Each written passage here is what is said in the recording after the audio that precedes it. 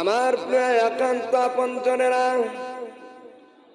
কোরবানি এমন একটি গুরুত্বপূর্ণ ইবাদত, যেই ইবাদত করতে গেলে যা আপনাকে আমাকে অনেক বিষয়গুলো জানতে হবে। আল্লাহ রাব্বুল আলামিন এই যে আমরা কোরবানির সামনে 27, 28 বা 28, 29 তারিখে যেই ইবাদতটা আমরা করব, এই কোরবানি, এই ইবাদত কিন্তু পৃথিবীর সৃষ্টির শুরু লগ্ন থেকে চলে আসতেছে। আমরা গতর জমার আগের জমায় শুনেছি হযরতে আদম আলাইহিস সালাম থেকে কোরবানি কিন্তু চলে আসতেছে। কিছুদিন পূর্বে যে ঈদুল ফিতর আমরা যে ইবাদত, যে ঈদটা করেছি, এইটা কিন্তু বিশ্বনবী মদিনাতে যাবার পর দ্বিতীয় হিজরি থেকে এটা শুরু হয়। এক কথায় কোরআন নাজিল হবার পর থেকে কিন্তু ঈদুল ফিতরটা চলে আসতেছে। কিন্তু এই যে ঈদুল আজহা, এইটা পৃথিবীর সৃষ্টির শুরু থেকেই কিন্তু চলে আসতেছে। আমরা যে ইবাদতটা করে থাকি, যেখান থেকে আমরা এই কোরবানি পেয়েছি, সেইটা হলো আমাদের জাতির পিতা সাইয়েদনা ইব্রাহিম আলাইহিস সালামের কাছ থেকে। আল্লাহ রাব্বুল আলামিন হযরতে ইব্রাহিম আলাইহিস সালামকে স্বপ্নে দেখানো হলো, ইব্রাহিম তুমি কোরবানি করো। ইব্রাহিম আলাইহিস সালাম এই স্বপ্নটা তিন দিন দেখলেন। তিন দিন দেখার পরে আমার প্রিয় একান্ত আপনজনেরা, গত সময় এই কথাগুলো আমরা, এই ঘটনাগুলো শোনার চেষ্টা করেছি যে এই যে কোরবানি আমরা দেব, ইব্রাহিম আলাইহিস সালামের উপর একটা অগ্নি পরীক্ষা বললে ভুল হবে না। অগ্নি পরীক্ষার মধ্য দিয়ে কিন্তু আমাদের জাতির পিতা হযরতে ইব্রাহিম আলাইহিস সালাম পরীক্ষায় উত্তীর্ণ হয়েছেন। আমার প্রিয় একান্ত আপনজনেরা, যতগুলো পয়গম্বর আল্লাহ রাব্বুল আলামিন পৃথিবীতে প্রেরণ করেছেন, তার মধ্যে যত কঠিন থেকে কঠিনতর পরীক্ষা নেওয়া হয়েছে সাইয়েদনা ইব্রাহিম এর কাছ থেকে।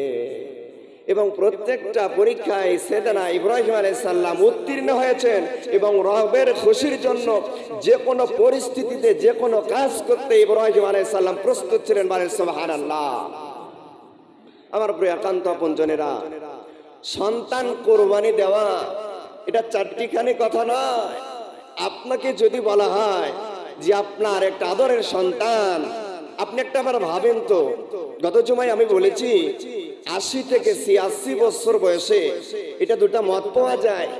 80 থেকে 86 বছর বয়সে একটা সন্তান আল্লাহ রাব্বুল আলামিন তাকে ভালোবেসে দিয়েছিল।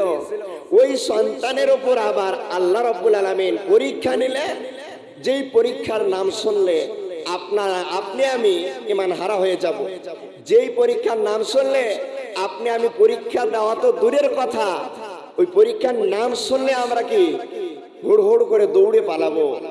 ইব্রাহিম আলাইহিস সালামকে যখন এই পরীক্ষার কথা বলা হলো, ইব্রাহিম আলাইহিস সালাম এক পায়ে নির্দ্বিধায় রব্বে কারীমকে খুশি করার জন্য ইব্রাহিম আলাইহিস সালাম বললেন, আমি প্রস্তুত আছি। এই জন্য রব্বে কারীম ইব্রাহিম আলাইহিস সালামকে একটা উপাধি দান করেছেন। সেই উপাধির নাম হলো খলিল। বলেন তো দেখি উপাধির নাম কি? খলিল বা খলিলুল্লাহ। কেন বলা হলো? এর কারণ একটাই, খলিল মানে হলো, খলিল শব্দের অর্থ হলো বন্ধু। খলিল মানে বন্ধু।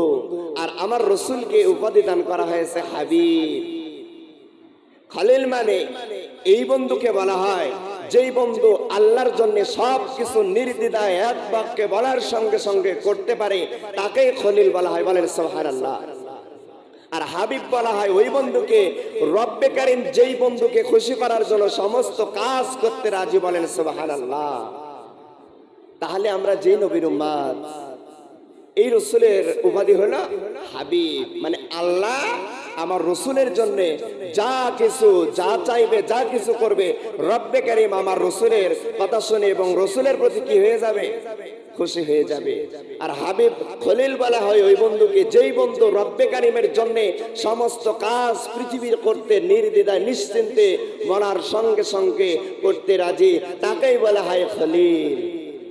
তো আপনাকে আমাকে কিন্তু খলিল হতে হবে।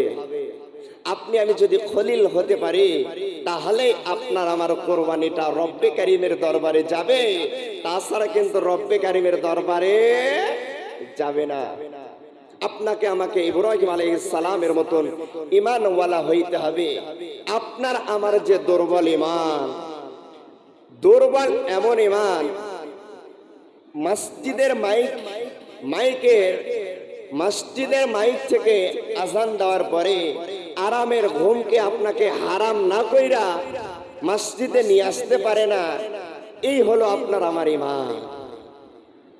আপনি আমি বাড়ি থেকে মসজিদের মেহরাব থেকে ইকামতের শব্দগুলো, ধ্বনিগুলো আপনার ঘর থেকে শোনা যায়, আর আপনি আমি এমন মুসলমান ফ্যানের আওয়াজে বলেন বা আরামের বিছানাকে হারাম না করে মসজিদে ইকামতে এসে নামাজের দাঁড়ানোর মতন ঈমান আপনার আমার নয়।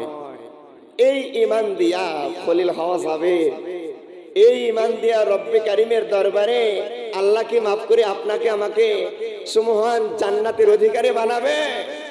আমার প্রিয় একান্ত আপনজনেরা, এই পৃথিবীতে